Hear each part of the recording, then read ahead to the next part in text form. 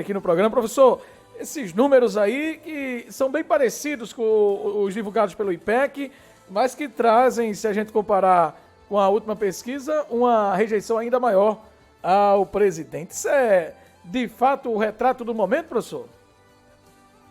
Boa tarde, Cristiano. Boa tarde, presidente. Como você bem disse, pesquisa é um retrato do momento. A gente não pode se pautar em um resultado e tê-lo como algo que não sofrerá alterações. A pesquisa ela é um retrato do momento. Então, o momento é desgastante. De modo que quem acompanha a política brasileira do dia a dia não se surpreende com esse resultado. Entretanto, isso não significa dizer que permanecerá assim. Ela pode estabilizar, pode aumentar ainda a rejeição do presidente, ou pode diminuir, dependendo de todos os cenários, né? Dizia Magalhães. Sinto que política é como uma nuvem. Você olha para baixo, quando olha para o céu, que volta a olhar mais uma vez, tudo muda.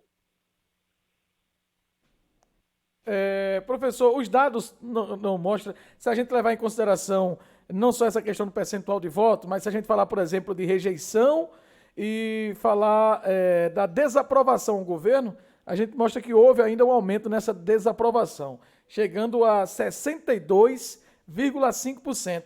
É um percentual considerado muito acima da média, professor?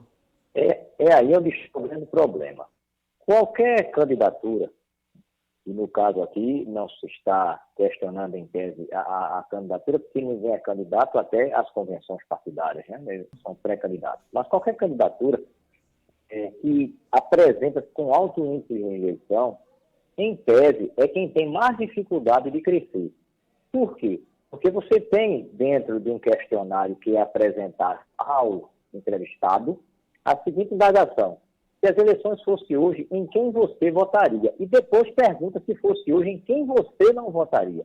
Na hora que o eleitor, o entrevistado, diz pode um voto naquele candidato, então quem tem, em tese, a maior rejeição é também quem tem maior dificuldade de crescer.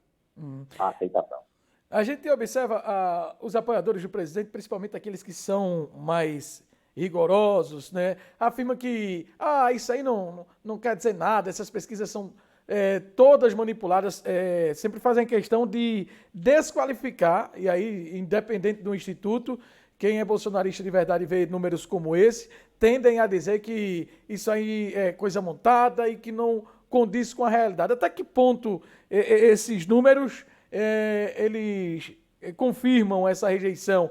Por exemplo, os apoiadores geralmente utilizam a expressão que pesquisa mesmo é na rua, quando o presidente sai, tem muitos apoiadores lá, né? De fato, quem pensa dessa maneira tem motivos para pensar desta forma, professor? Ou contra números e fatos não há argumento? Bem, primeiro, a pesquisa, ela não crava um resultado, ela mostra um cenário de possibilidade. Nenhuma pesquisa diz, fulano vai ganhar, fulano vai perder. Ela mostra um cenário de possibilidade. Esse é o primeiro fator. Segundo fator, a pesquisa pode estar errada? Pode, em duas situações. Primeiro, se houver má-fé de quem elaborou o questionário, como que foi coletado os dados. Segundo, se acontecer um fenômeno que altere o resultado quando ela já foi divulgada. Eu acredito que o ouvinte, ele deve prestar atenção que quando os meios de comunicação divulgam as pesquisas, eles dizem, foram entrevistados tantos eleitores de tal data a tal data. Por quê? Porque naquele intervalo, por exemplo, de 3 dias em que as pessoas foram entrevistadas, quando ela vai ser divulgada no 4º dia, já pode ter acontecido um fenômeno novo que tudo aquilo ali muda. Então, nesse cenário, a pesquisa não pode errar. As ciências humanas, nós estamos tratando com ciências humanas, existe uma dinâmica. A sociedade não é estática, ela é dinâmica. Agora, você tem que observar todo um cenário que a pesquisa caminha para trabalhar dentro dessa perspectiva. Outro erro é quando as pessoas tentam comparar a pesquisa eleitoral. Pesquisa eleitoral não se compara porque cada instituto tem uma metodologia diferente. O que você pode fazer é um parâmetro com relação às pesquisas. Uhum. Considerando esse percentual de 62,5% de desaprovação, isso quer dizer que o governo vai ter que buscar uma reação que até agora não aparece, principalmente depois desse desgaste envolvendo a compra de vacinas, a CPI o tempo todo tentando encontrar ali irregularidades. Se quiser se tornar mais competitivo e ao ponto de ficar ali naquela disputa com o ex-presidente Lula, o governo vai ter que encontrar uma fórmula de voltar a crescer, tanto em aprovação quanto em percentual de votos?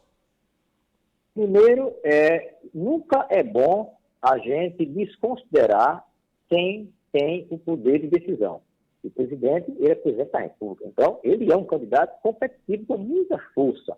Agora, ele vem enfrentando um cenário nos últimos dias que popularmente se chama de inferno astral. Não se sabe até onde vai. Aí é onde você coloca da dificuldade. Ele vai ter que superar isso para conseguir, pelo menos, mostrar que tem fôlego para reerguer e ir com a real disputa no segundo turno, no mesmo primeiro turno, com real chance de vitória. Uhum.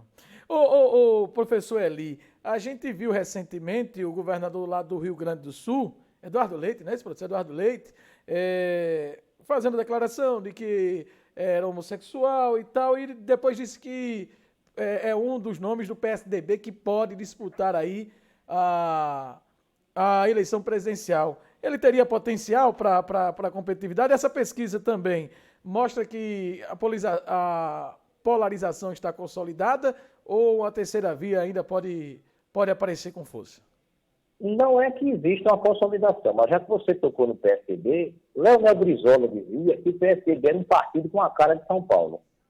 E é verdade, o PSDB não consegue prosperar com tanta força em outros locais. Basta a gente lembrar Recife.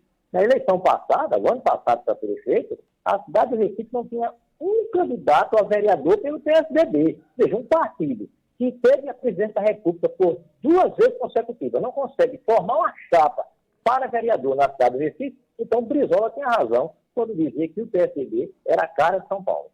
Uhum. E neste caso aí, entre o Dória e o Eduardo Leite, o Dória teria a imagem mais desgastada? Ele levaria vantagem sobre Dória numa prévia, por exemplo? Não acredito, justamente por Dória ser governador do estado de São Paulo, onde o PSDB tem um controle há muitos anos. E tem uma força maior. Professor Eli Ferreira, vamos aguardar os próximos capítulos dessa história. Observe que a gente está há 16, 15 meses da eleição. Muita gente não está nem sequer tocando neste assunto ainda, o povão de modo geral, mas as discussões já são acaloradas. Vamos aguardar o que, é que vai acontecer daqui para lá. Muito obrigado pela participação e um ótimo dia para o senhor, viu? Um grande abraço a vocês, ouvintes. Pronto, conversamos com o cientista político Eli Ferreira, trazendo a sua participação sobre os números da pesquisa divulgada nesta segunda-feira.